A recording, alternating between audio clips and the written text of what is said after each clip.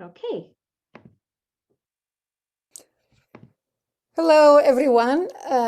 I'm going to wave to you and then I'm going to turn my camera off so that my image does not interfere with the slides that I'm going to use. So let's hope it works. I'm turning the camera off. So I'd like to start by saying that it's so wonderful to be with all of you. I'm so grateful to Enrique and Shakina for this opportunity to spend an hour and a half with you. I have always loved Oisy. I've been a fan for years. You're doing great work, and the way you approach education is very near and dear to my heart. OISIC has so many faculty members who have influenced the field in very significant ways, and one can always tell your alumni the OISI DNA is so easy to recognize. Suni Lau and Saskina van Wiggen, who put together that wonderful plurilingual pedagogy book, Angela Lin, Angelica Galanti, not only wonderfully prolific authors, but also engaging with very diverse body of researchers and practitioners in an effort to move both our research and practice to a better place. So it's always a little tough to talk to an audience you don't know well and much about. I assume, like most of us in education, you have been wearing multiple hats as teachers, research, and all kinds of things in between, material writers, program coordinators, and public intellectuals, fighting for more equitable access to education and language rights. To give some structure to my conversation, I have chosen a framework that you may be familiar with, the so-called IDAWIT triangle. There is lack of agreement of who first came out with the idea of the IDAWIT. In 1923, Martin Buber, who was a philosopher, religious thinker, political activist, and an educator, published a book that he called Ich und Du, where he explored dialogic intersubjectivity. To him, dialogic intersubjectivity is shaped by people's lived experiences that are always personal, affective, corporeal, and unique, and embedded in a world, in history, and sociality. Sounds so contemporary, doesn't it? As if written by someone who embraces complexity theory and ecological approaches to research and teaching. In Buber's notion of subject formation, the self is always related to and responding to another. Very contemporary sounding, as well as complexity theory and dynamic system theory both emphasize that agency is not a property of one individual brain, mind, or organism, but it is relational. We talk about this in a book chapter that Diane Larsen-Riemann and I wrote called Sociocognitive Theory of Plurilingualism, Complex Dynamic System Theory. Actually, it was David Hawkins who made the IDAWIT framework familiar to many educators. In case some of you are not familiar with the IDAWIT, what Hawkins said was that what unfolds in a classroom, or rather in any learning situation, is shaped by the teacher, the I, with all of his and her background knowledge, academic socialization, passions, interests, and sensibilities.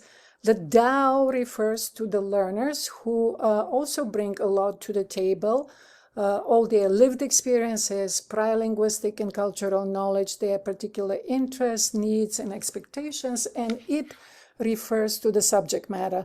Some have expanded the interpretation of the it in recent years, using it to refer not just to the particular subject matter or topic of exploration in a particular class, but also to cover all the sources and data that shed light on a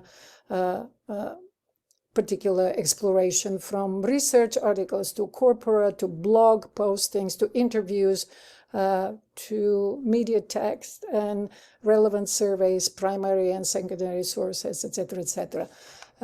Given that most, if not all of us, are wearing both teacher's hat and a researcher's hat, and given that the research we conduct should be driven by a constant desire to bring us closer to our ideal of inclusive, transformative, enriching, optimally designed and choreographed education, I'll start with taking a quick look, closer look at the IDA with regard to teaching, before using it as a lens for looking at our research as part of a much bigger ecosystem.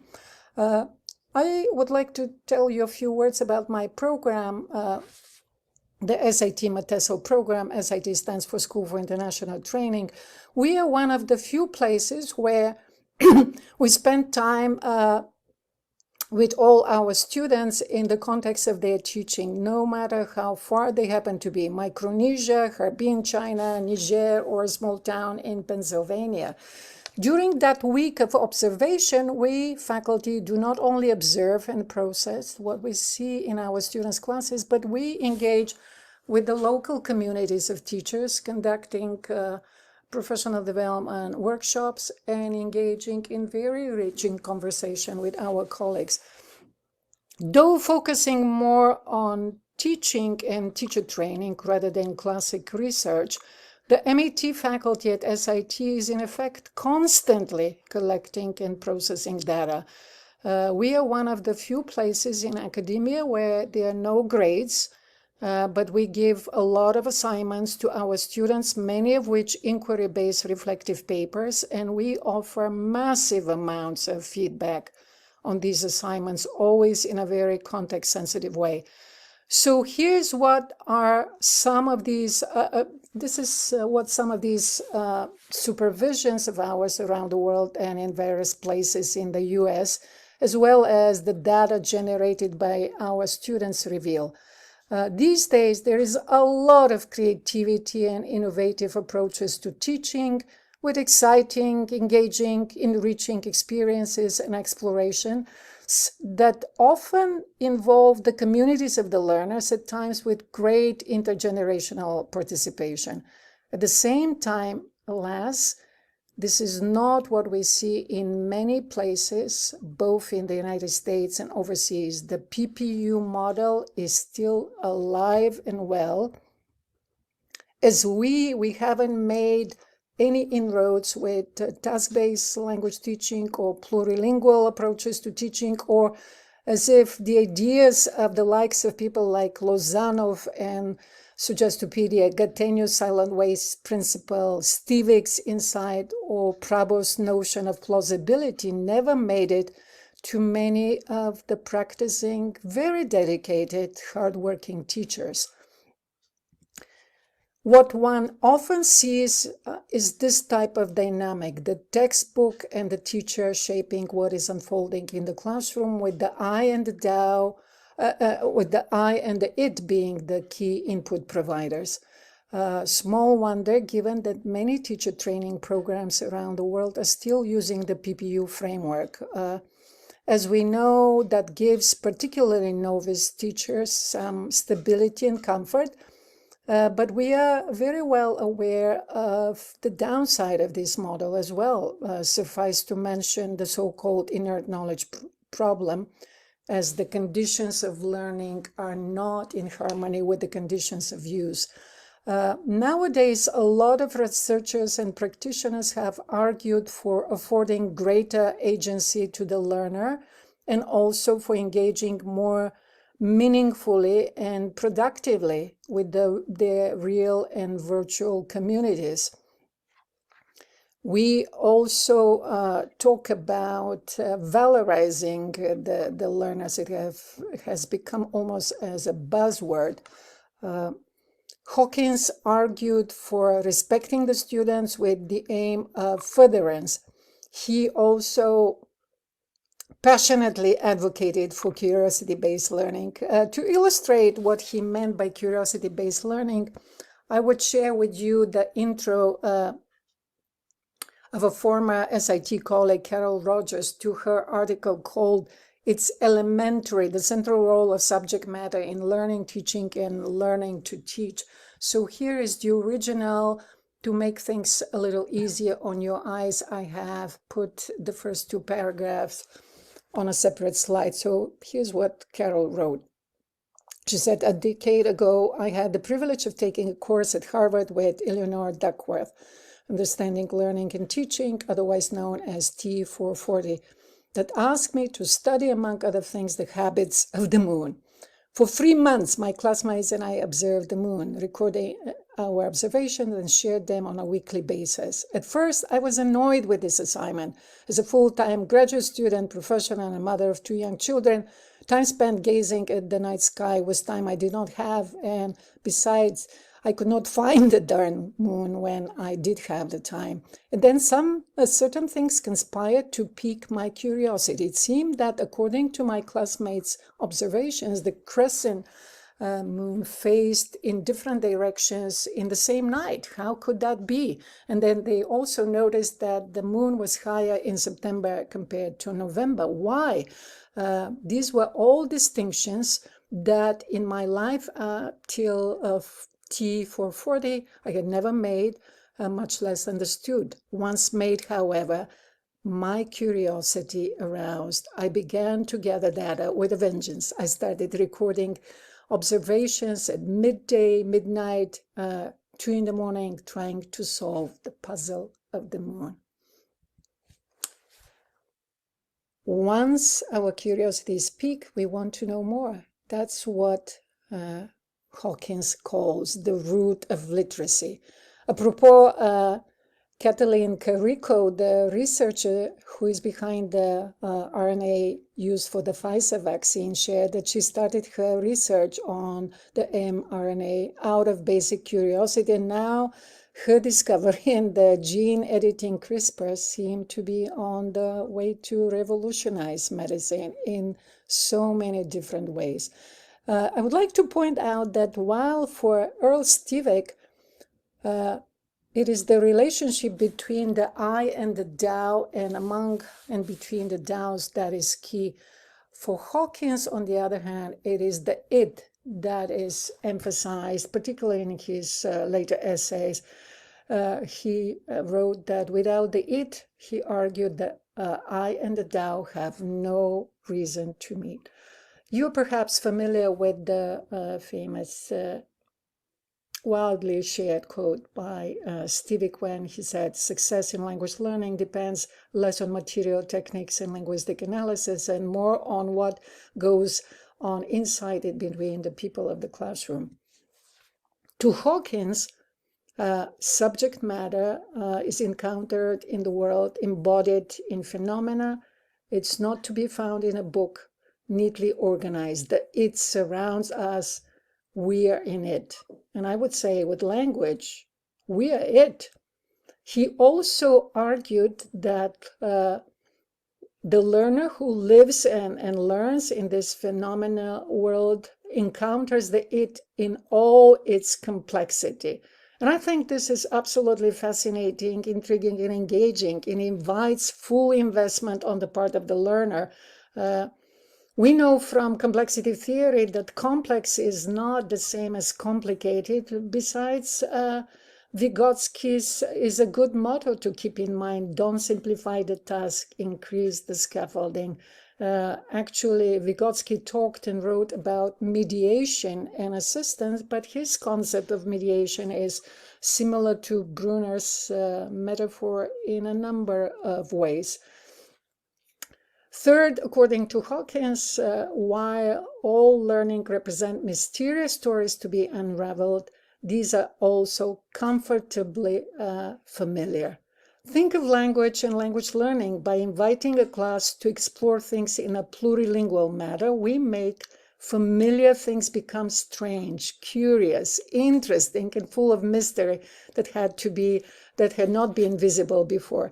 I never knew before my experience with studying other languages that having a witness, non-witness mood in your L1 is special, or that not all languages use their definite articles postpositionally, or that one can have tons of modal verbs, or that certain consonant clusters are problematic for some people. Diadumras, this MR consonant is so problematic for Anglophone people, the way the ST is hard for Hispanic students. So as we engage in more and more explorations, Hawkins and Carol Rogers both wrote, an order emerges, but it is not the predetermined order of a distant textbook writer or curriculum specialist. It is an aesthetic that belongs to both the subject matter and the learner. This, to me, is what it means to develop a true plurilingual habit of mind. Hawkins refers to subject matter that's engaging as embodied, complex, familiar, and aesthetic in nature. He calls it elementary. By elementary, he does not mean easy or simple. Rather, genuinely elementary understanding is understanding of the deepest kind, born of a profound engagement with rich, complex phenomena. In my plurilingual, multimodal approach to teaching and learning, I believe one shouldn't worry excessively or exclusively about designing fully fledged curricula, though I do believe that in teaching and learning, being strategic is truly, truly important. Professional expertise, among many other things, means knowing what gives learners the most communicative mileage for the buck. There are plenty of language components where we can significantly expedite and facilitate learning, especially with regard to what I call high-risk categories for learners, which, by the way, happen to be late acquisitional categories for those who are native speakers of the language. In the early 90s, I conducted a study on the notion of fossilization that was triggering a lot of discussion and research in the 80s and the 90s.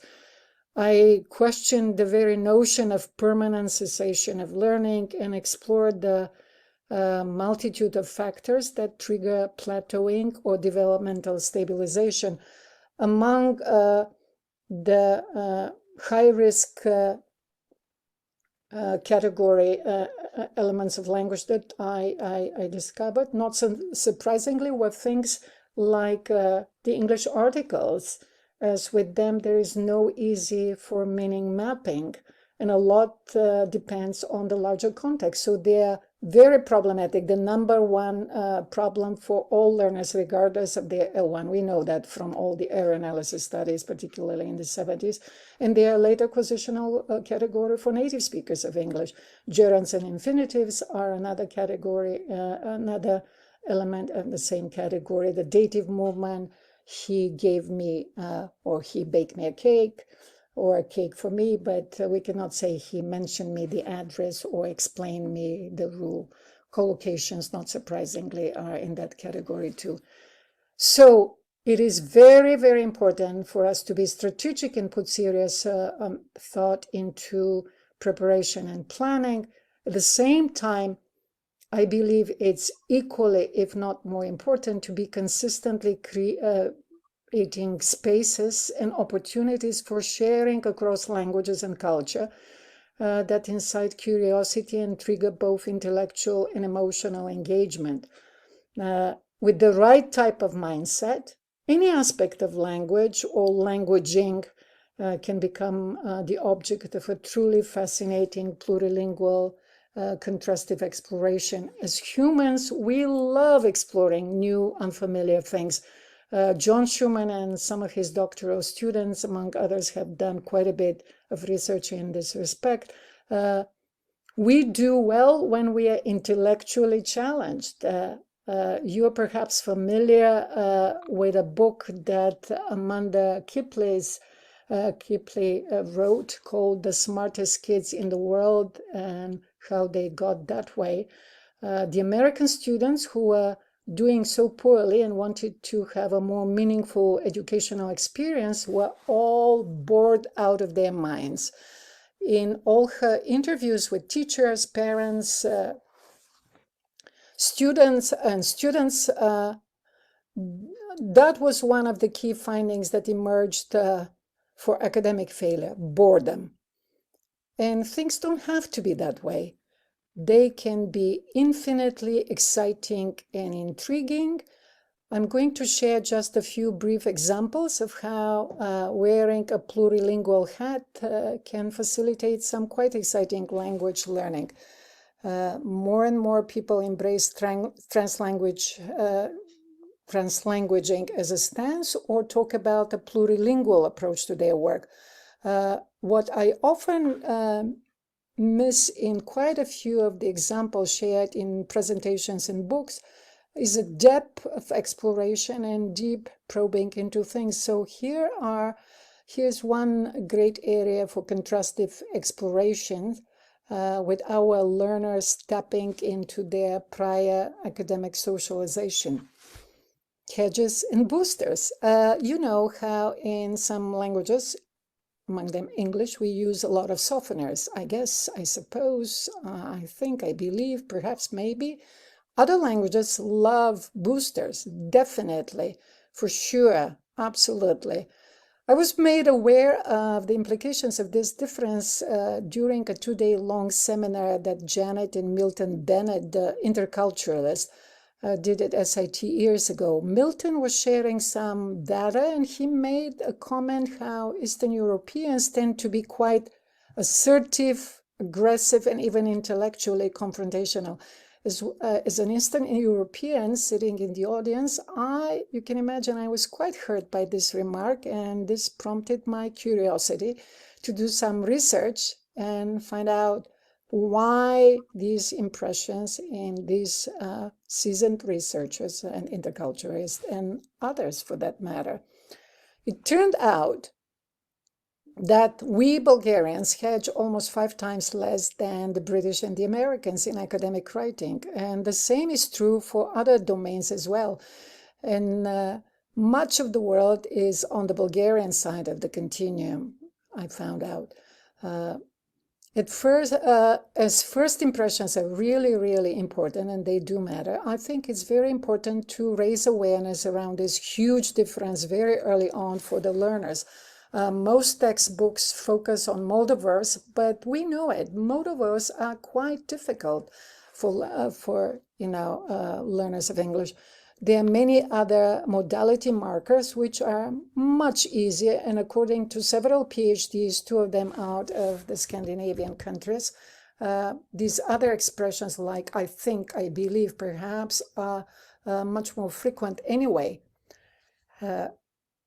Haptics could be another area of plurilingual, pluricultural exploration. No need to say anything here. I think the pictures say it all, a true gold mine. We can also invite students to do a comparative study of how different languages express prohibition. I love assigning students what I and others called language digs, where they explore plurilingually in a very focused way various aspects of language and communication. So here it is. One assignment was for students to go and take pictures and see and Google different sites and share how English and their own L1 expresses prohibition. And you immediately see English uses the negative particle no, and with the gerund, which is a form which is the ultimate depersonalized verbal form. If you look at other languages, it seems that the verbs that are doing the prohibition are given much more prominence. Just a couple of days ago, I was driving past the church and I saw this sign, and I immediately had to take a picture because look at this. There's so much to unpack in that single sign. We can explore also tag questions plurilingually anyone who has worked with the English tag questions knows that they are a big challenge. Early awareness raising that things are a lot more complicated in English compared to the majority of languages around the world that literally use simple tags can successfully prevent overgeneralization. Raising awareness around directionality is another important cross-cultural, cross-linguistic exploration. I would like you to try and read the following sentence, but keep in mind that this is a language where people read from right to left and from bottom to top. Try to read the sentence and see what happens.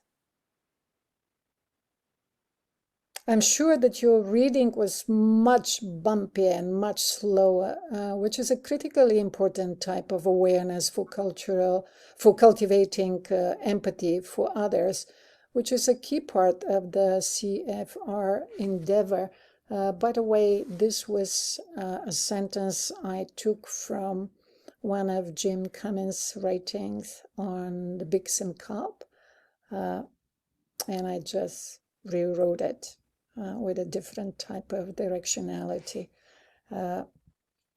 We can also explore plurilingually the way we name particular tools or anything for that matter. Just imagine the amount of vocabulary learning happening while people are looking for translation equivalents in their L1 for the term under study, in this particular case, pie chart.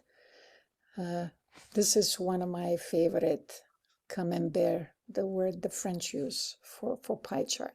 So to sum things up, the greater the agency of the learners, the more interesting and enriching the sharing and learning. And we end up with a three-way enrichment. And what is important that the growth of and learning in such a tripartite, plurilingual, multimodality model is that the growth applies not just to the students, but to the teachers as well.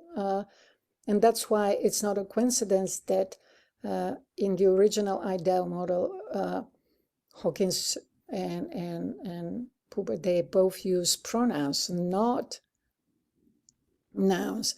So teachers also walk away from the classes they teach knowing more about how the languages and cultures they teach fit into the ecology of other languages and culture. Besides, let's face it, these days we are all cultural and linguistic border crossers to a smaller or a larger degree. And Elizabeth Ellis, Kuchukali, and Aronin and Laward, they all offered noteworthy data that learners show a preference for plurilingual teachers as facilitators of both more meaningful and more helpful learning experiences. All these sources are part of the references that you'll find at the end of this PowerPoint. So I would like to ask you, are all the plurilingual experiences that I just shared simply part of my teaching, or can I say that they are part of my research too? I personally prefer to blur the boundaries between the two as each one informs and guides the other. Now, let's zoom in on research and see what the dynamic of the triangle is like when there are researchers involved. Before we go there, I would like to briefly address some of the key questions around research and share some data from a study that I conducted less than a year ago for GERT, the Georgetown University Roundtable, with some reference also to data that we got from our 2009 multilingualism book that tried to combine researchers' and learners' perspective. So we can talk about research along many dimensions. Let's start with the who questions. Who are the people conducting research and getting recognized and given airtime these days? And are there any disbalances that we still need to address in order to both give all voices equal opportunities and also in order to make sure that we are not skewing things by having lopsided researchers' perspective? We all know it. Most of the research published, recognized, accessible, celebrated has been coming from the global north, actually from a subset of the global north, even though there have been plenty of very solid research from, quote unquote, the periphery of the global north.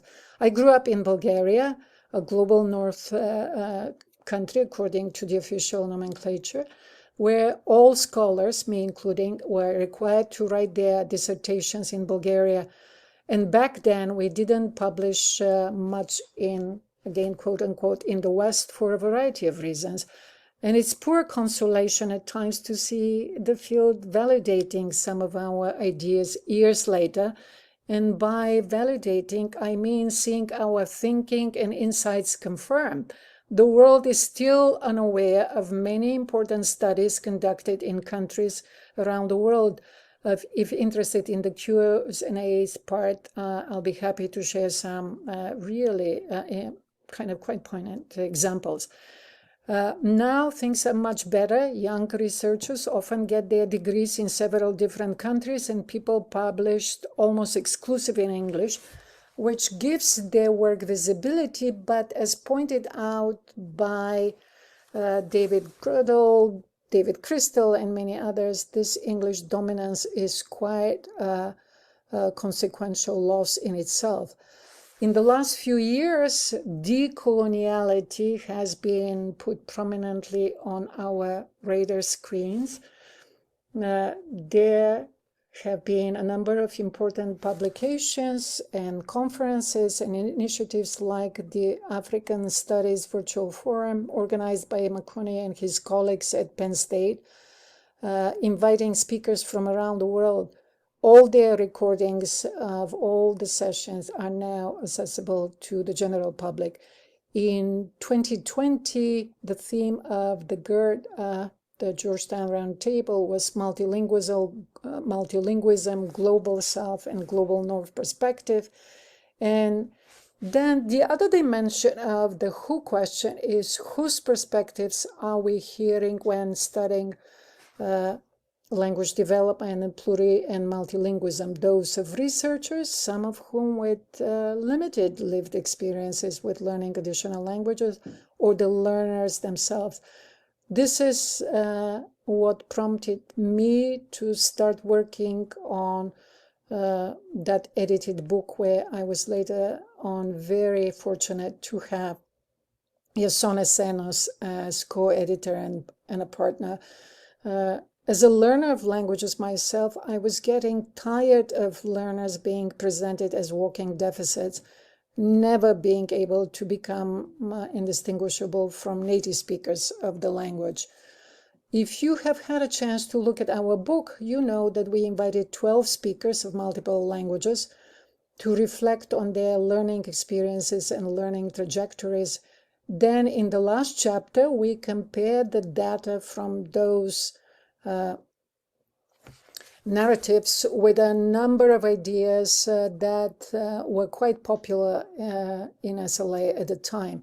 Yasona Sanos and I argued that learners can provide important evidence to confirm or disconfirm statements made in more ethics studies. Furthermore, we believe that such emic data can suggest new paths in the study of multilingualism by offering insights into aspects of learning that have not yet been identified as objects of research.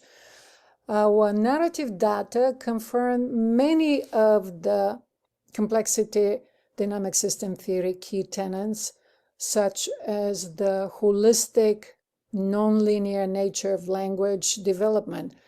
Our data also indicated that complexity theory is correct in insisting that factors shaping learning typically work in tandem rather than in isolation.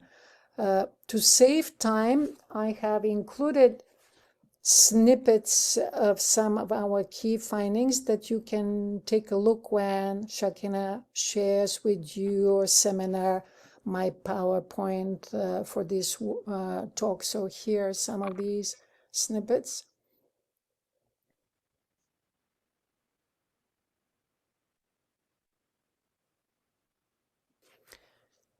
All our contributors were college-educated people who totally embraced their multilingualism. This choice was almost deliberate to counterbalance what we were seeing in all the narratives till 2009. They were all talking about displacement, painful journeys, identity crisis, and loss. This is what my compatriot Julia Kristeva calls intertextuality.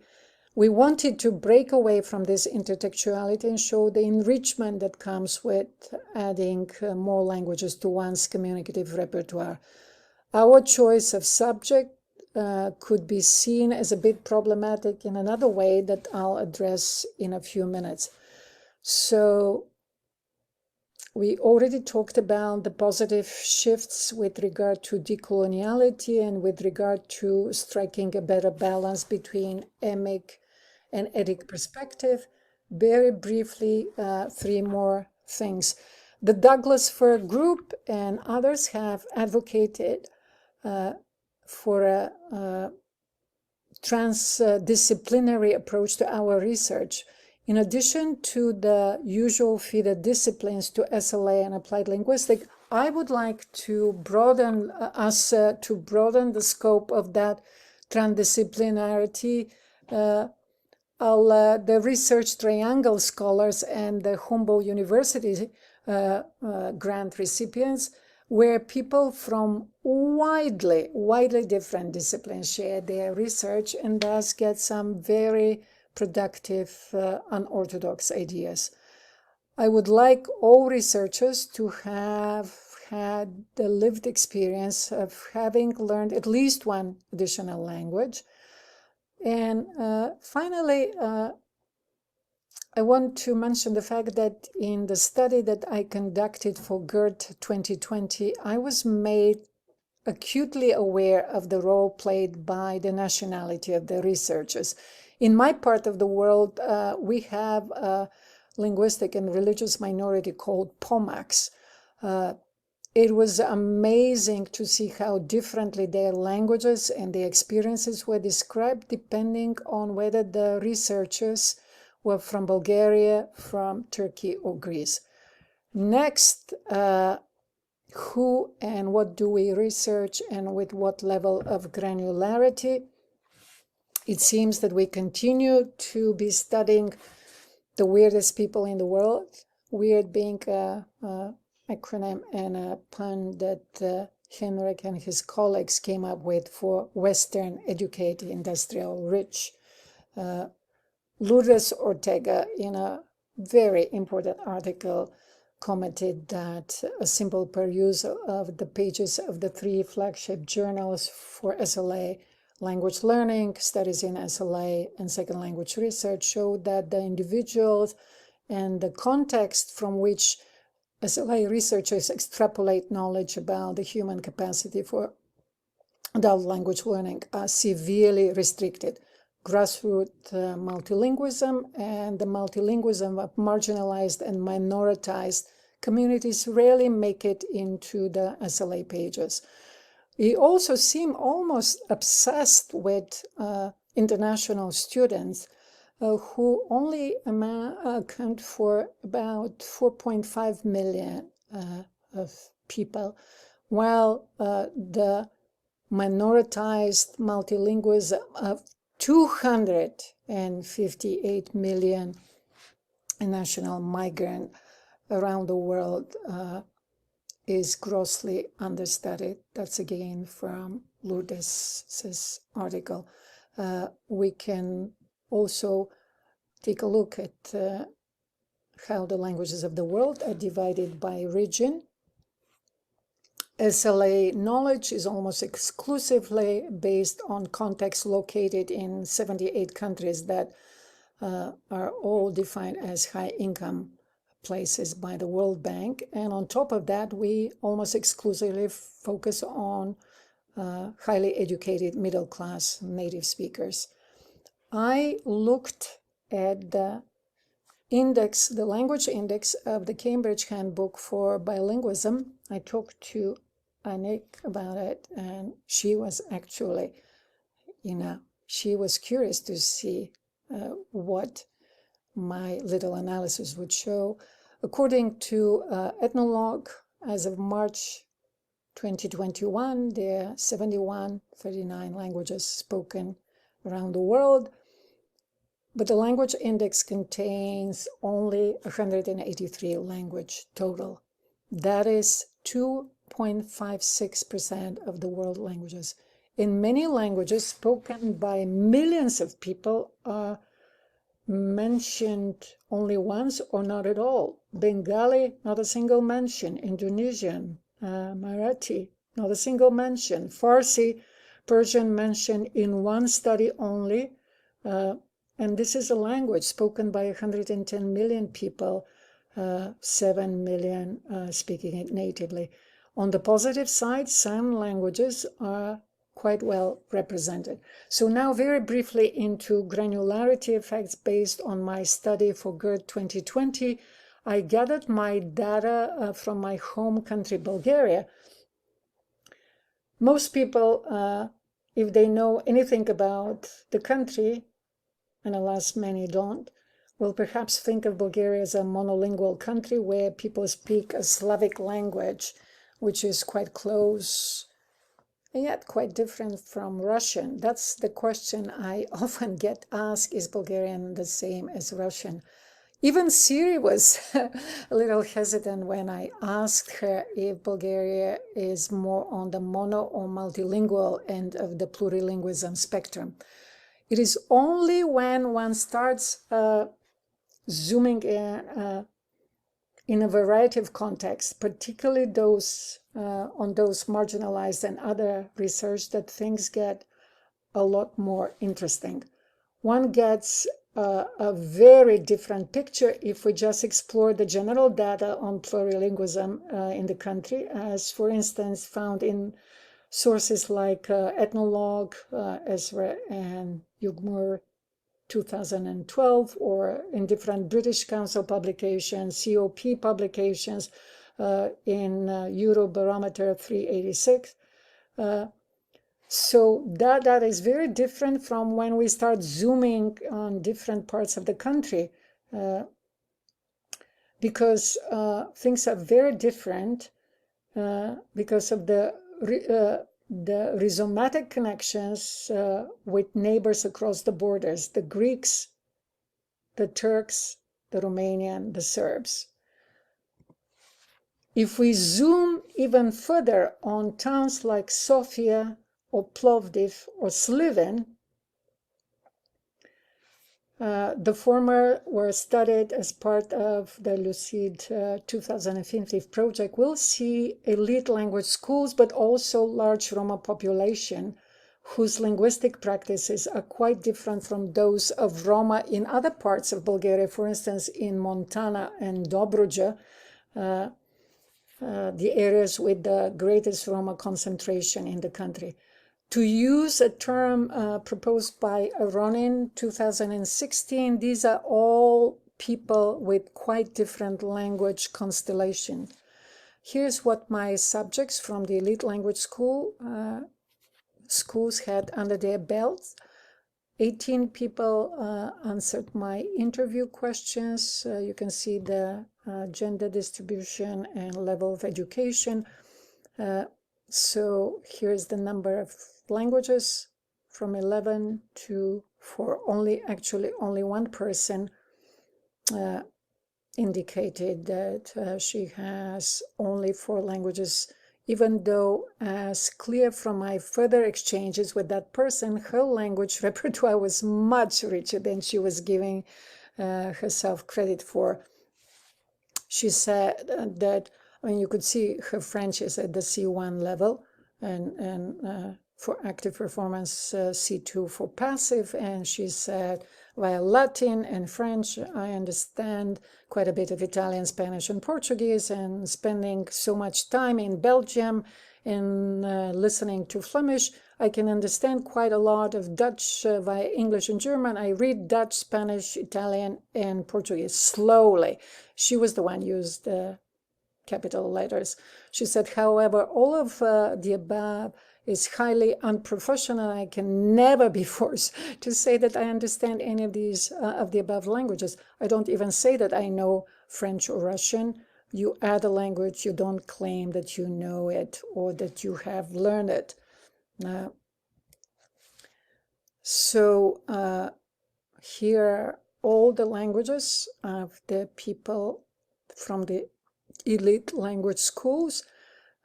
I talked about granularity already, and you know that it's typically defined along two dimensions, the spatial and the temporal one.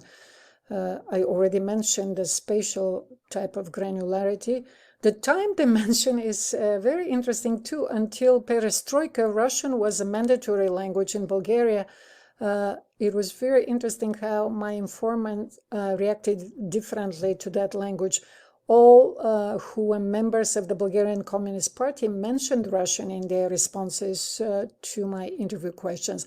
The non-party members and the younger informants didn't mention Russian unless I specifically asked for it, even though some of them turned out to be at the B2, C1 level with regard to that language. And most Bulgarians can understand Russian pretty well anyway. So I think Bakhtin's notion of chronotope comes in quite handy here when one explores this type of language acknowledgement or lack of such in certain individuals. My Roma informants were a lot fewer, as that population willingly participates in face-to-face interviews but is quite reluctant to have any written exchanges, and alas, I was not able to fly to Bulgaria as originally planned. Fortunately, there are a number of very active scholars who have been doing research on the Bulgarian Roma for years, and I could also use some of their data as well. Most of the Roma in Bulgaria are at a minimum bilingual, but unlike the elite language school graduates, who are heavily tilted toward what Elyun and others called exogenous plurilinguality, exogenous, not a single one of the elite graduates had any knowledge of Romani or Turkish, the two languages spoken by a sizable chunk of the population. There was only one exception, but that person happened to be married to a Turkish national. The Romas were more at the endogenous part of the plurilingualism spectrum, speaking mainly the languages in the country, namely Bulgarian, Romanian, Turkish. In fact, some studies, Eurobarometers, and my own interview data indicated that English is not considered very useful, particularly when compared to Spanish and Italian. Of findings, so English is not useful for the Roma people because their seasonal work is either in Cyprus, Greece, or Spain and Italy. So I think this this is a finding that should be taken into account by language planners with regard to what language offerings are made available in the country. The Roma also differ with regard to their pronounced preference and interest in oral over written proficiency. These preferences need to be recognized and used as a building block for further all-round language development. I think this can be taken as a walking the talk recognition of grassroots transsemiotizing instead of tacitly promoting elite multilingualism. No time to go into social network analysis. For some very interesting research findings, you can see Kutlu 2020 and 2021. So time to wrap things up. The last thing I wanted to talk about was the continued disconnect between researchers and practitioners. Even though we have been making some progress, there is still much to be desired. We know the usual complaints. Teachers find researchers writing obtuse and say that research often demonstrate the obvious. Researchers see teachers' behavior as atheoretical and not taking full advantage of important theoretical findings.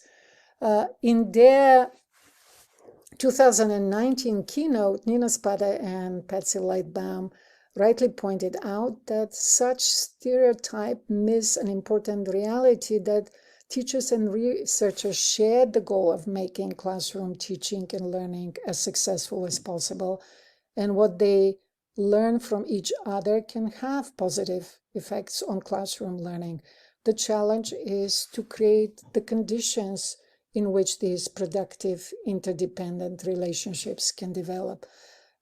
In what I consider a very important article called Prediction or Retrodiction, the coming together of researchers, of research and teaching, my colleague Diane Larsen-Freeman points to a productive way of bridging the research and practitioner gap, acknowledging the difference between researchers and teachers, namely that teachers and research are different agents who engage in different processes.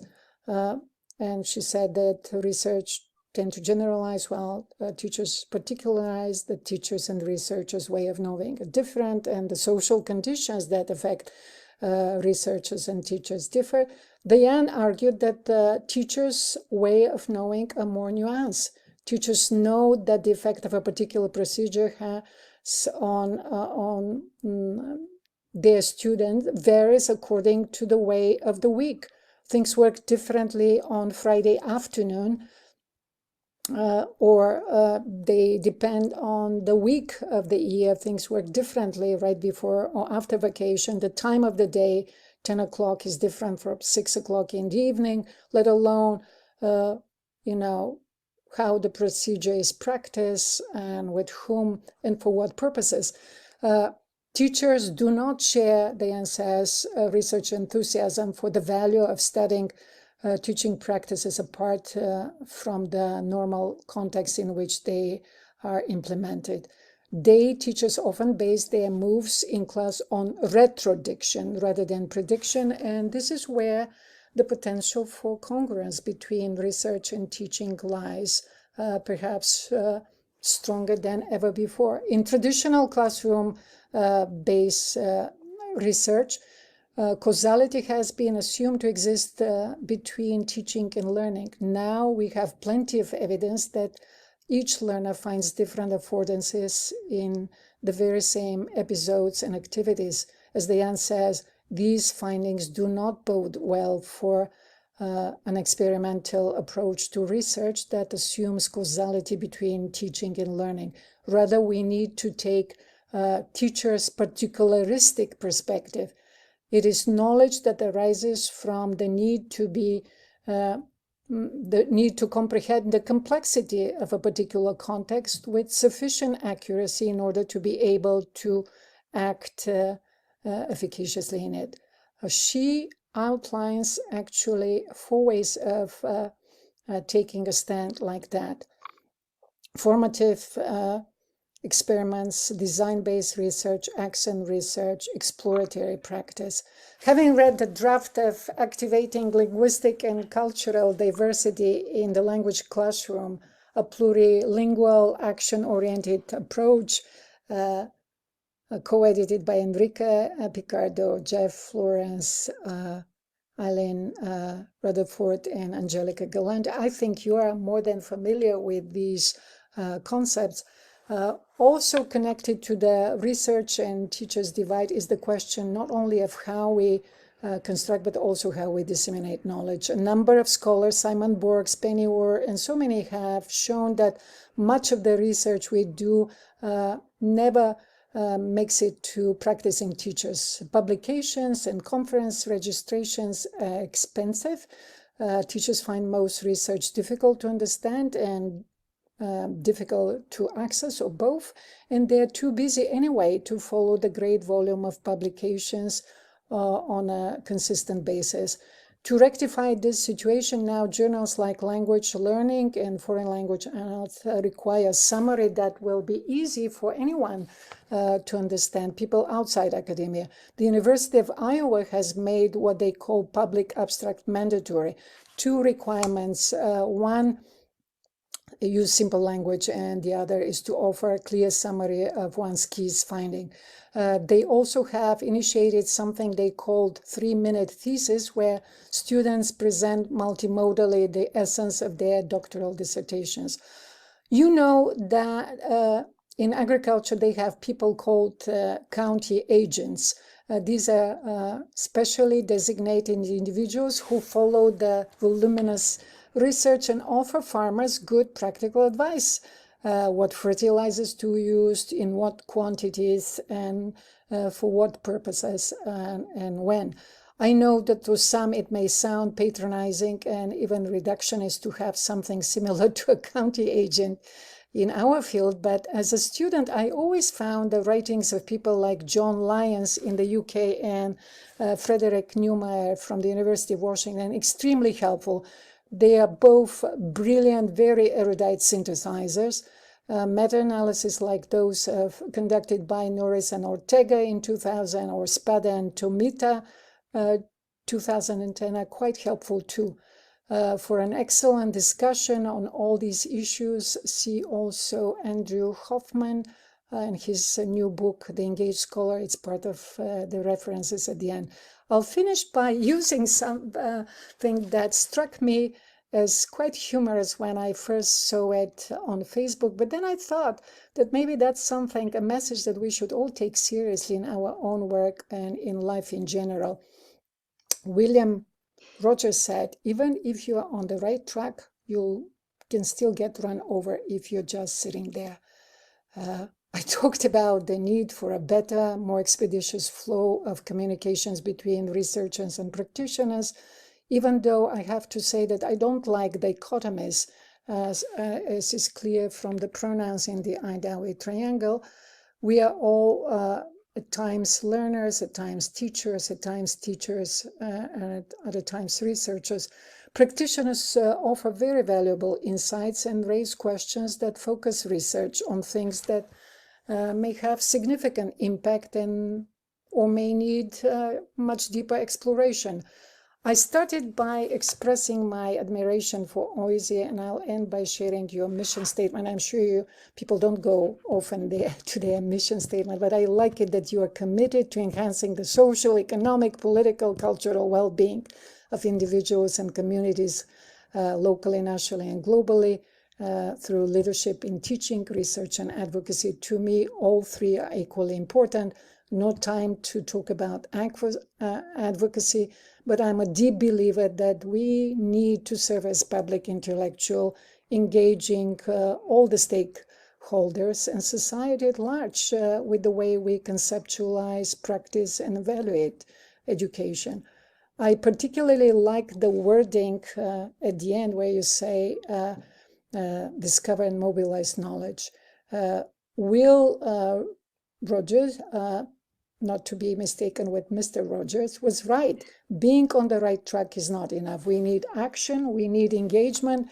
That is one reason why I invited you to consider how we both construct and disseminate knowledge. We know the normal turnaround. We spend time planning, then we do the research, then we submit a piece of publication. That takes time. By the time the book or the article gets into the hands of readers, tons of things have happened. New research findings have come, new important publications have appeared that we don't have in our references. Look at how super dynamic has been things in these pandemics. I believe we really need to start a serious conversation on how to best enhance our mode of sharing research and building better communicative practice through blogs, more public talks, the way Vygotsky used to do during his time. Much of this is already happening. The Plurilingual Lab series, the Georgetown Initiative for Multilingual Studies, and the Penn State and SIT owns series called Critical Conversation, all good examples in this respect. But I do think we need to accelerate that trend and discuss the obstacle in its way, as for instance, the way people are evaluated for a tenured position. In a wonderful little book called Decolonizing Multilingualism, Struggles to Decreate, Alison Pips says, if we're going to do this, if we're going to decolonize multilingualism, we need action. She said, if we're going to do it, let's start citing with an eye of decolonizing, not just citing more women and people from the South. We need to start citing indigenous people, refugees, asylum seekers. She says, if we're going to this, let's not only cite with reference to publication. She was saying words are so flat, black against white pages. She said they take all the oxygens away from the spoken word. She said, if we're going to do this, then we need to rethink our copyright and intellectual property claims. If we're going to do this, then we need different companions. Actually, she is using the word co-conspirers because of the wonderful etymology of the word conspirer, conspirar, conspirare, to breathe together, to unite in a purpose. And she was saying, unintentional decolonial multilingualism will need to pay attention to who and in which term, quite literally, it is in dialogue. If the dialogue is constituted only in Anglo-normal or all too colonial linguistic and discursive terms, then some work will need to be in the cards. So let's stop here and open it up for questions. As I mentioned here, the references for all the research that I cited. And I'll stop sharing my screen so we can see your faces for the Q&A's part of this conversation.